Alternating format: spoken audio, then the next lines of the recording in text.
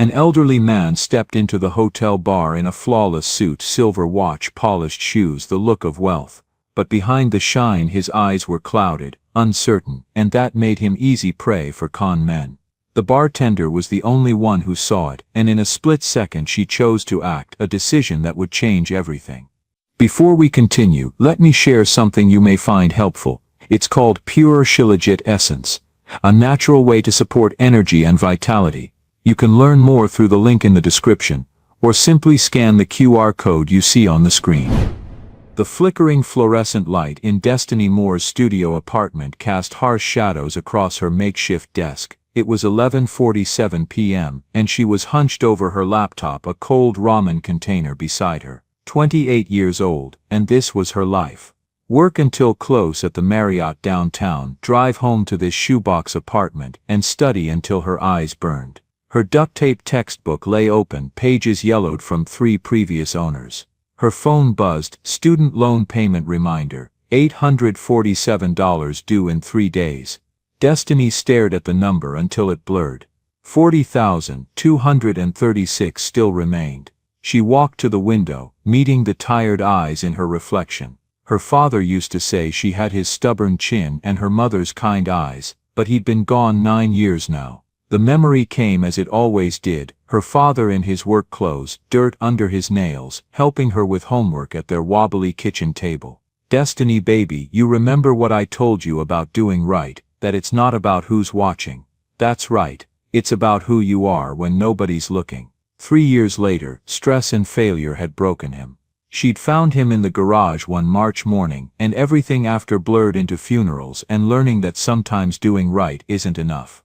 Now, touching the chain around her neck with his wedding ring, Destiny whispered the truth she carried. She needed this degree. Not just for money, but to fight for people like her father, those who signed the wrong papers, trusted the wrong men, and paid with everything they had. But first, she had to survive tomorrow. And somehow scrape together $847 she didn't have. The Marriott bar at 9:15 on a Thursday night was sanctuary compared to her apartment. At least here, the lights worked properly, and the air conditioning kept the summer heat at bay. Destiny wiped down the mahogany counter for the 3rd time that hour, her movements automatic after 2 years of practice. 20 tables, 12 bar stools, and tonight exactly 4 customers scattered throughout the space like islands in an ocean of burgundy carpet and soft jazz. She'd gotten good at reading the early evening crowd. The business travelers nursing whiskey and checking emails. The hotel guests killing time before dinner. The locals who'd discovered that the Marriott bar made a decent Manhattan and didn't water down their bourbon. Everyone had a story, and after 2 years she'd heard most of them. The elevator doors opened with their familiar soft ding, and an elderly man stepped out. He looked every inch the distinguished gentleman in his pressed navy suit and polished leather shoes. But something was off in the way he moved, like a man walking through a house where the furniture had been rearranged in the dark. He paused at the entrance to the bar, one hand gripping the brass rail that separated the bar from the lobby. His eyes swept the room with the careful deliberation of someone trying to remember why they'd come downstairs in the first place. "Good evening, sir." Destiny's voice carried the practiced warmth of someone who'd learned to read people quickly. "Table, or would you prefer the bar?" "Bar," he said, though he seemed surprised by his own answer. He approached slowly, each step measured and careful. "I'd like a drink, of course. What can I get started for you?" He settled onto the stool directly in front of her, his hands gripping the edge of the bar. "Whiskey," he said, then paused, a frown creasing his forehead. "I mean, what kind of whiskey do you have? I should know what I'm ordering, shouldn't I?" The question had an odd quality to it, as if he was asking himself as much as her. Destiny felt the first flutter of concern in her chest. "We have Macallan, Jameson, Maker's Mark, Buffalo Trace, and a few others. What's your preference?" "Macallan." The word came out sharp and decisive, like he was grabbing onto something solid. "Neat, yes, that's right, Macallan neat." She poured the amber liquid into a crystal tumbler, the kind the Marriott used for their top-shelf spirits. When she placed it in front of him, she noticed his hands shook slightly as he reached for it. Not the tremor of someone who'd had too much to drink, but something else. Something that made her think of her grandfather in his final years. You staying in the hotel? She asked, settling into the rhythm of conversation that kept the evening moving. I think so, he frowned, staring into his glass as if it held answers to questions he'd forgotten how to ask. My daughter's supposed to meet me here, Sarah. She's always late, that one. Gets it from her mother. The way he said it, with such casual certainty, made Destiny pause. There was something wrong with the timing of it all. The way he kept checking his watch, an expensive gold piece that caught the light every time he moved his wrist. The confused look when he'd asked about whiskey like he'd forgotten what he'd planned to order. The mention of a daughter who might or might not be coming. How long have you been waiting? She asked, keeping her voice gentle. Since 7. He took a sip of the Macallan, winced slightly, then set the glass down with the careful precision of someone trying to maintain control. Or maybe it was 8. Time moves differently when you're waiting for someone important. Destiny glanced at the clock above the bar. 9:23 p.m. She'd worked service jobs long enough to recognize the signs of someone lost in their own confusion. The Marriott had trained its staff to be helpful but maintain professional distance, to assist guests without becoming involved in their personal situations. But something about this man's quiet bewilderment tugged at a place in her chest that she usually kept locked up tight. Sarah's your daughter? She asked, leaning against the bar in a way that suggested she had all the time in the world. His face lit up, then dimmed just as quickly. Was my daughter, Sarah she was wonderful. Smart as a whip, that one. His voice grew distant. She died in a car accident 5 years ago. 26 years old, had her whole life ahead of her. The silence that followed was heavy with grief. I'm so sorry, Destiny said softly. Thank you. He took a shaky sip. Sometimes I forget she's gone. My mind plays tricks on me now. Makes me think she's still coming to dinner, still calling on Sundays. He looked up with eyes that held too much pain. Margaret used to help me remember what was real and what wasn't. Margaret, my wife, his voice cracked slightly. Lost her to cancer 2 years ago. 38 years of marriage, and I spent too many of those years buried in work. Always thought there'd be more time. He stared into his glass. Funny how you think you have forever, until you don't. The honesty of it hit Destiny like a physical blow. She'd seen this before, not in the bar, but in her own family. The way her grandfather had started losing pieces of himself in his final years, one memory at a time. The way he'd talk about his dead brother like he was still alive, then remember with fresh grief that 40 years had passed since the funeral. I'm sorry, she said, and meant it. Thank you. He took another sip, steadier this time. You know what the hardest part is? It's not that she's gone. I've made my peace with that, mostly. It's that sometimes I forget she's gone, and then I remember all over again. Like losing her for the first time, over and over. Destiny felt her throat tighten. That sounds awful. It is. But then sometimes I forget that I forget, and for a few minutes, she's just in the other room. Those moments are almost worth it. They sat in comfortable silence for a while, the soft jazz filling the space between words. Destiny found herself watching this distinguished man wrestle with his own mind, and something about his dignity in the face of such confusion made her chest ache. Maybe I could call Sarah for you, she offered, if you have her number. His face lit up with relief so profound it was almost painful to witness. Would you? That would be wonderful. She never answers when I call anymore. Always busy with work, you know how it is. He began fumbling through his jacket pockets with the careful deliberation of someone who was no longer sure where things belonged.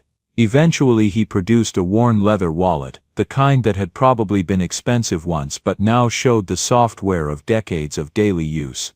His fingers struggled with the clasp, the simple mechanism suddenly complex and foreign. When he finally opened it, dozens of business cards and scraps of paper scattered across the bar like leaves in a windstorm. Receipts from restaurants, appointment cards for doctors, business cards from people whose names meant nothing to either of them. No phone, no contact list, just fragments of a life that seemed to be slipping through his fingers one piece at a time. I must have left my phone upstairs, he muttered, gathering the papers with trembling hands. I'm always leaving it places now. Margaret used to keep track of everything, you know. She had a mind like a steel trap. Destiny watched him try to organize the chaos, her heart sinking with each confused movement.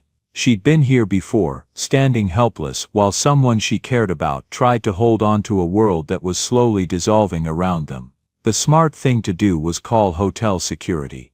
Let them deal with a confused guest who might be wandering around without supervision.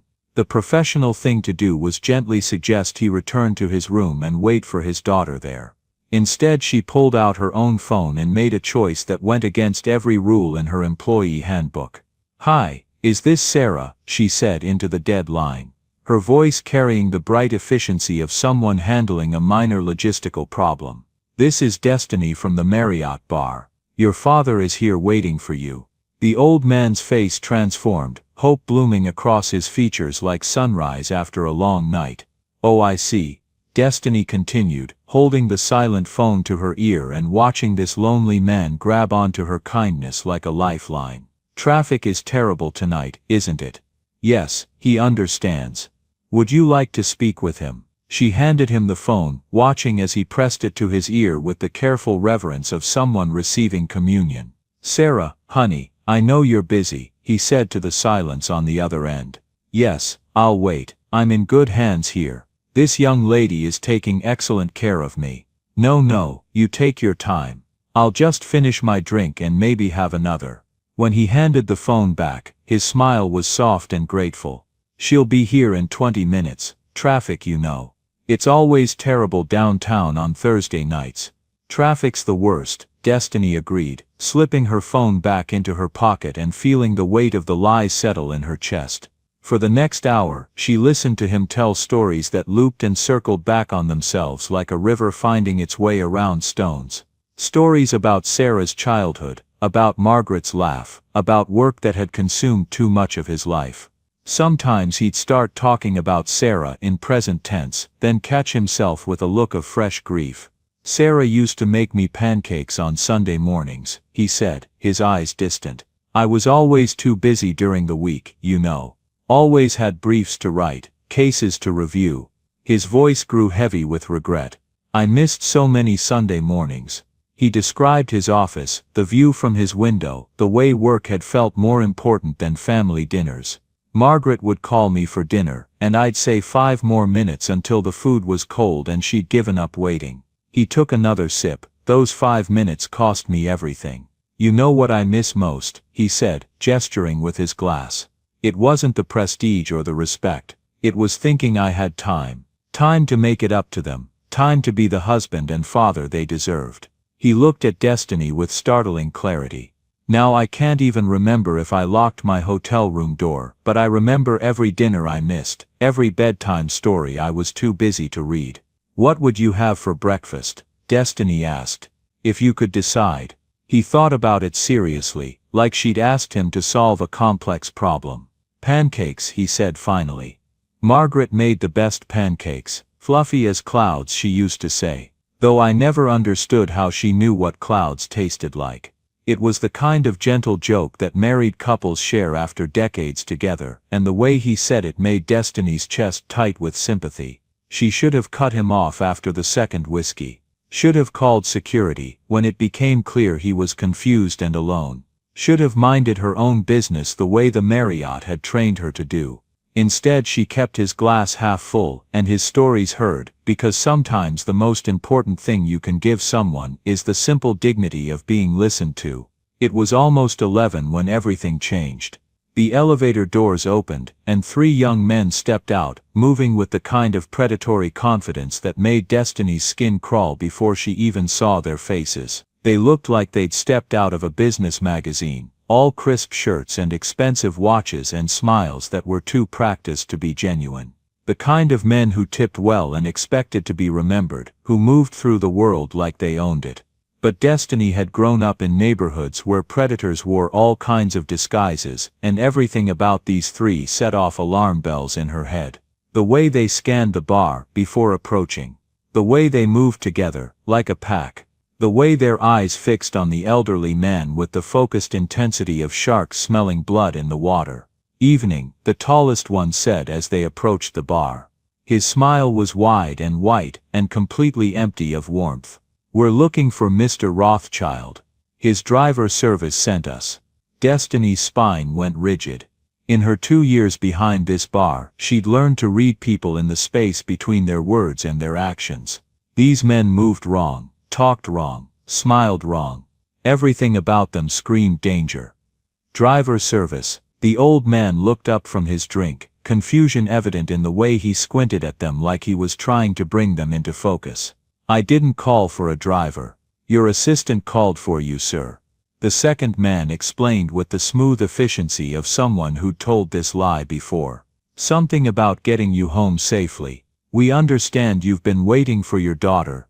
His face brightened with recognition that Destiny knew was false, built on hope and confusion rather than memory. "Oh yes, Sarah must have sent you. She's always thinking ahead, that one. Always taking care of her old dad."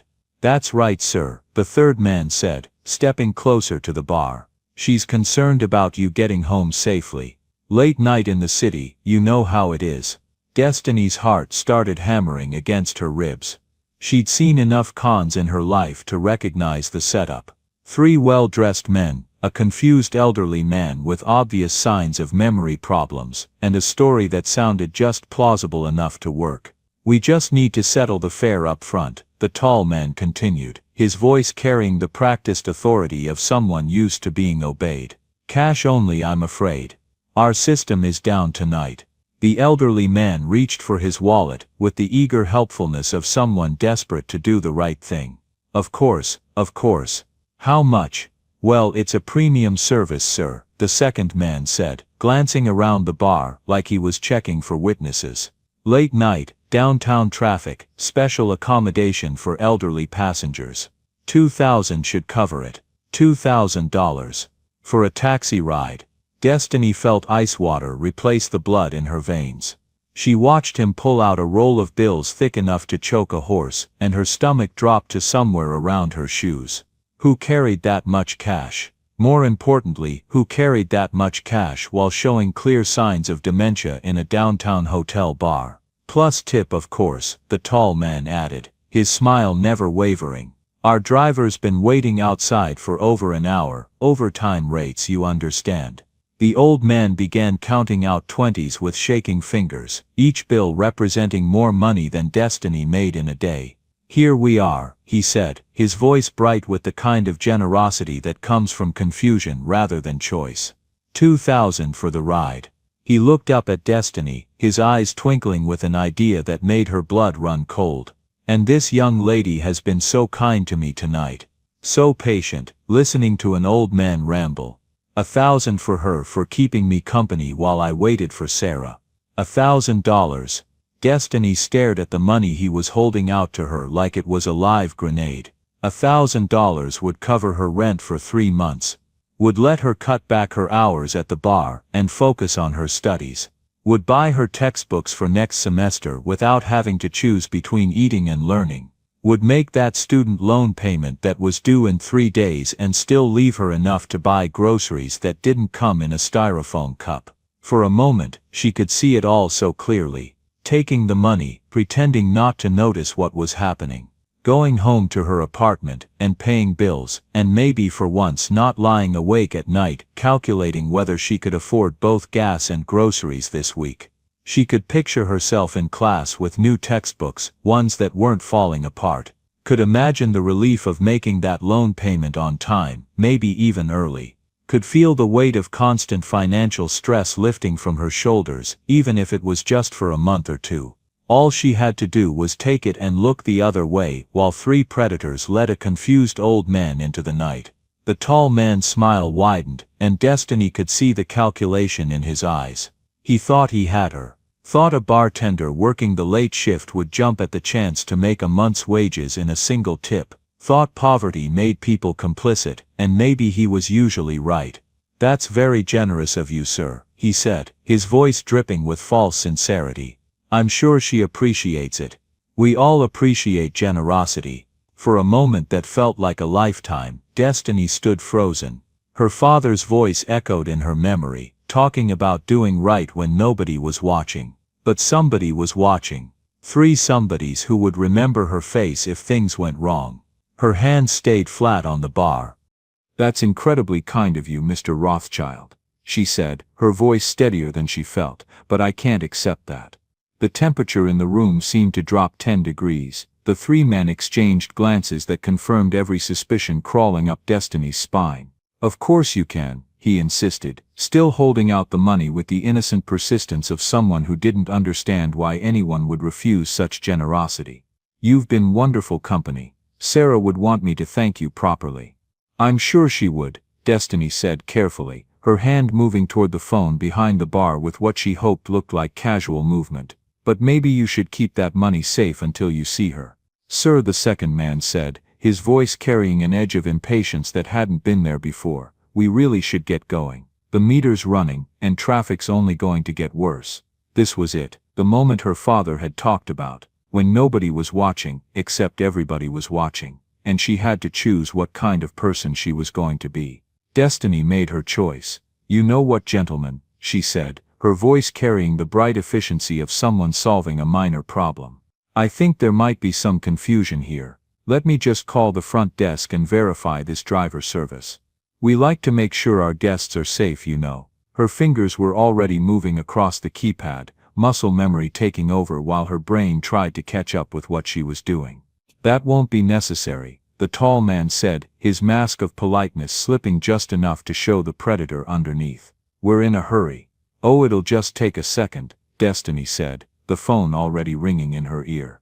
"I'm sure you understand, hotel policy and all that." "Front desk, this is Jennifer. How can I help you?" "Hi Jennifer, this is Destiny at the bar. I have some gentlemen here claiming to be from a driver service for one of our guests, Mr. Rothschild, in room." She paused, looking at him expectantly. 1214, he said automatically, the numbers coming easier than his daughter's phone number. "Room 1214, Destiny continued, watching the three men's faces grow harder by the second. "Could you verify that he called for a car service tonight?" There was a pause while Jennifer checked her system. The silence stretched like a rubber band about to snap. "I don't show any record of that," Jennifer said finally. "And we don't have any approved driver services that match your description. Would you like me to send security down?" "That might be a good idea," Destiny said, hanging up the phone and turning back to the three men with a smile as sharp as broken glass. "Funny thing, the front desk has no record of you gentlemen." Mr. Rothschild looked confused, glancing between Destiny and his would-be rescuers like a child watching adults argue in a language he didn't understand. "But Sarah sent them, didn't you Sarah?" "Sir," Destiny said gently, her heart breaking for this proud man's confusion, "Sarah isn't coming tonight. These men aren't drivers, and you need to put that money away right now." Understanding flickered in his eyes like a candle flame in the wind, followed quickly by embarrassment and fear.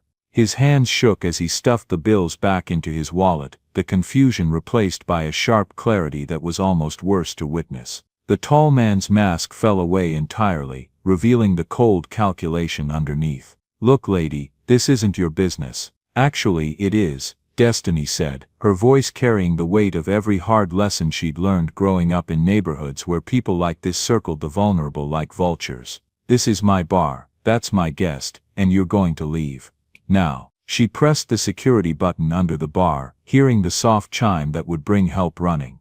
"You're making a mistake," the second man warned, his voice low and threatening. "Maybe," Destiny said, meeting his stare without flinching.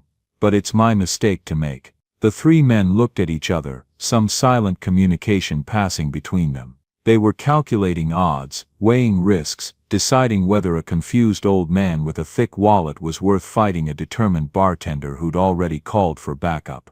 Apparently he wasn't.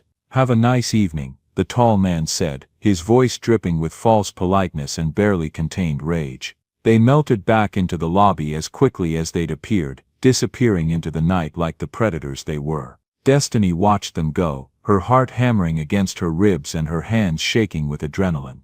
Mr. Rothschild sat in stunned silence, his whiskey forgotten on the bar. When he finally spoke, his voice was small and bewildered. "They were going to rob me." "Yeah," Destiny said softly. "They were, and you stopped them." "Yeah. Even though they offered you money. A lot of money." Destiny looked at this confused, vulnerable man who reminded her too much of her grandfather, too much of every person she'd ever seen taken advantage of by people who saw weakness as opportunity. Especially because they offered me money. Security arrived 3 minutes later, followed by the police 20 minutes after that. Destiny gave her statement, while Mr. Rothschild tried to help, though his confusion made everything harder. He kept forgetting details, mixing up the timeline, asking if Sarah was still coming. Detective Maria Santos was a small woman with tired eyes and the kind of competence that came from seeing too much of what people did to each other. She took notes in a neat, precise hand, and asked the same questions 3 different ways, patient with his confusion but thorough in her investigation. "You did the right thing tonight," she told Destiny as she closed her notepad. "This matches the MO of a group we've been tracking. They hit hotels downtown, targeting elderly guests with obvious cognitive issues. Do you think you'll catch them? Maybe, probably. Men like that don't usually stop until someone stops them." Detective Santos handed her a business card. "If you remember anything else, anything at all, call me." It was almost 1 in the morning when Destiny helped Mr. Rothschild back to his room. The elevator ride was quiet except for the soft wheeze of the building's ventilation system and the distant sounds of a city that never quite slept. He seemed smaller somehow, diminished by the night's events and the harsh fluorescent lighting of the hotel corridor. When they reached the 12th floor, he moved slowly, like a man walking through water. "There is no Sarah, is there?" he asked as they approached his door. Destiny's throat tightened. "Sir, she's gone." His voice was steady now, lucid in a way that was almost more heartbreaking than the confusion. "They're both gone, Margaret and Sarah, and I'm here alone because I chose work over family for 30 years. He fumbled with his key card. The mind forgets the details, but the heart remembers the guilt. She helped him with the door, her own chest tight with emotion.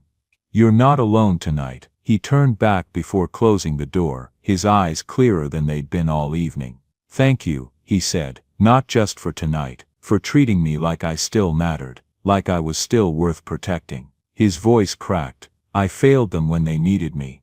But you didn't fail me." Destiny's eyes filled with tears. "You do matter, you are worth protecting." "I used to think so," he smiled sadly. "Maybe it's not too late to matter to someone again." The door closed with a soft click, leaving her alone in the carpeted hallway with its generic hotel art and the soft hum of ice machines. She stood there for a long moment, thinking about dignity and confusion, and the way some people preyed on vulnerability like it was a natural resource to be harvested. She finished her shift in a fog, cleaning glasses that were already clean, organizing bottles that didn't need organizing. Her hands moved automatically while her mind replayed the evening over and over. $1,000. She'd walked away from $1,000 to protect a stranger she'd known for 2 hours. Her student loan balance flashed behind her eyelids like a neon sign. $40,236 of debt that followed her everywhere, that woke her up at 3 in the morning in a cold sweat, that made her calculate the price of everything twice. But when she thought about taking that money, about looking the other way while those men led a confused old man into the night, her stomach turned. Some things cost too much, even when you couldn't afford not to buy them. Some things were worth more than money. 3 weeks passed before the package arrived, but Destiny found herself thinking about Mr. Rothschild often. She'd started stopping by his room during her breaks, just to check on him. Sometimes he remembered her, sometimes he didn't, but he always seemed grateful for the company. She was restocking liquor bottles when the hotel manager appeared with a small wrapped box and a bemused expression. "This came addressed to you personally," Patricia Wells said. The delivery man insisted it had to go directly to you, not just to the bar staff. The box was simple brown paper with her name written in shaky handwriting that spoke of age and uncertainty. Inside, nestled in tissue paper like something precious, was a simple gold watch. Well worn but still elegant, the kind of timepiece that had been expensive once and was now priceless for reasons that had nothing to do with money. On the back, an inscription in the same shaky hand, "To those who choose right over easy, Sr." There was a note as well, written on hotel stationery in the careful script of someone fighting against their own declining motor skills. "Dear Destiny, I wanted to thank you properly for what you did that night. I may not remember all the details anymore, but I remember how you made me feel. Like I still mattered, like I was still worth protecting. This was my father's watch. He was a good man who taught me that doing right isn't always easy, but it's always worth it. I think he would want you to have it. You visited me these past weeks, and I want you to know, even when I don't remember your name, I remember your kindness. You've become the daughter I lost, the family I threw away for a career that means nothing now. Some things are more valuable than money. Some people are worth more than profit. You reminded me of that when I needed it most. Thank you for being the person you are, especially when no one was watching. With love and gratitude, Samuel. Destiny fastened the watch around her wrist that evening, as she walked to her law class. The metal was warm against her skin, carrying the weight of decades and the warmth of a grateful stranger's appreciation. It was 7:15 when she arrived at the law school, the brick building lit against the evening sky like a beacon of possibility. She slipped into her usual seat in the back row of contract law, surrounded by students who looked impossibly young and unburdened by the kind of choices that kept you awake at night. Professor Chen was discussing consideration theory, the legal principle that something of value must be exchanged for a contract to be valid. The consideration doesn't have to be monetary, he was saying, his voice carrying easily through the tiered classroom. It just has to be something of value to the parties involved. Destiny looked down at the watch on her wrist, its hands moving with quiet precision.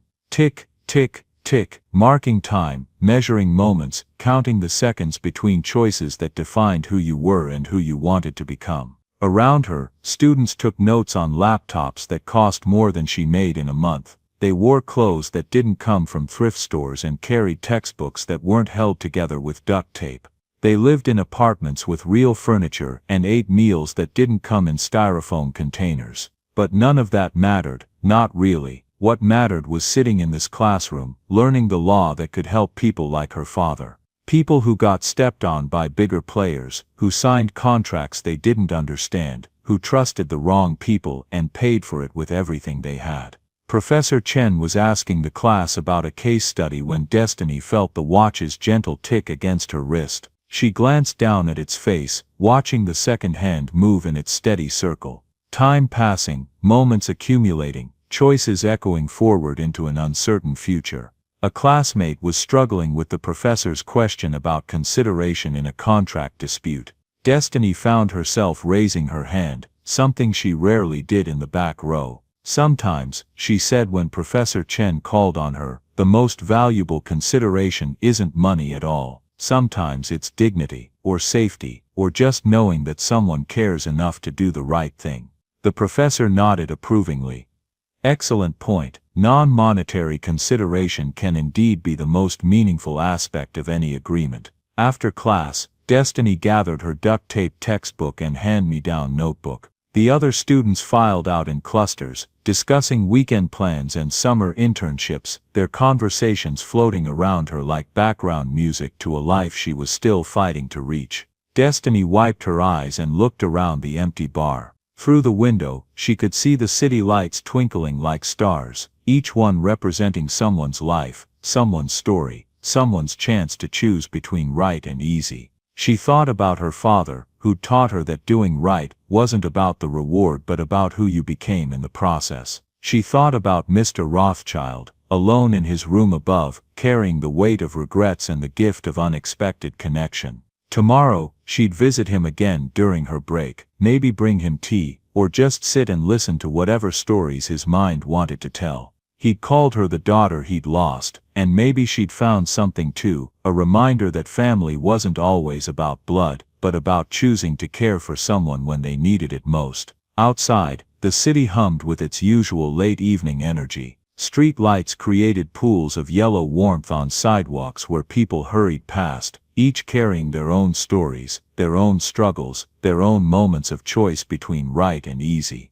Destiny pulled her jacket tighter against the cool air and began the walk to her car. The watch felt solid on her wrist, a reminder that some choices ripple outward in ways you could never imagine. That sometimes the most important thing you can do is the right thing, even when, especially when nobody's watching.